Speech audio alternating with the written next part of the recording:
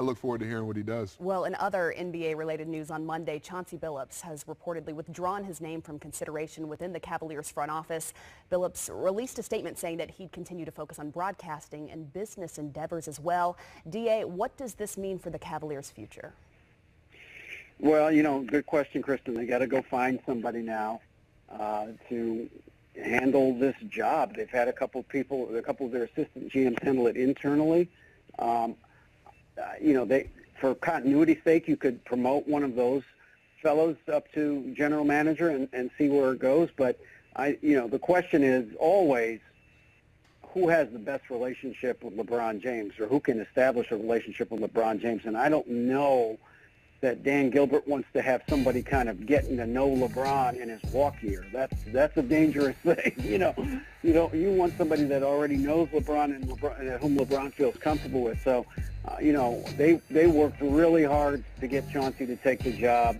Unfortunately, I think Chauncey is a combination of things. I know he said his family was all for him going, but obviously he didn't want to be far away from his family.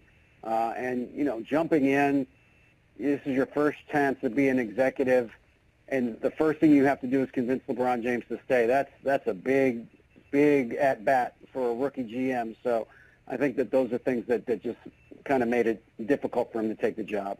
But, DA, it's also been reported that Chauncey didn't even speak to LeBron throughout this process. What are your thoughts on the future of the King? Where's he headed?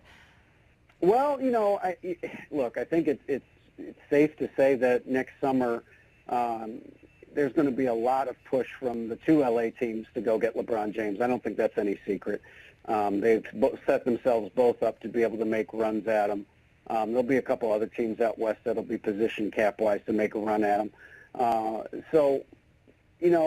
not saying he's leaving for sure, but I think he's made it quite clear that he thinks that the Cavs need to fix the roster. They need to improve the roster a little bit to be able to compete better with Golden State.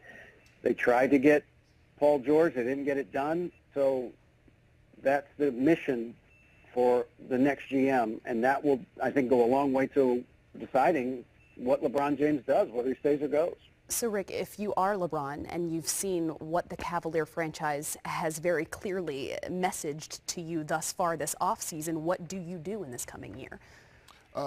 You continue to extend the power you have in the league, not only with your own skills, which he does. He's done that consistently, proven his worth when it comes to the Cavs as well as any other organization out there that he would elevate to a championship level, competing level. You keep those short-term deals coming until you decide if the environment you're in is best suited for not only himself, but as he gets older here now, his family that surrounds him. And I think he's in a different phase of his career right now. I think he's really looking to wind things down over the next 6, 7 years, however many years he stays around in the game. I think he spoke about being out till 40. At that point then, it's lifestyle. It's where do you want to live?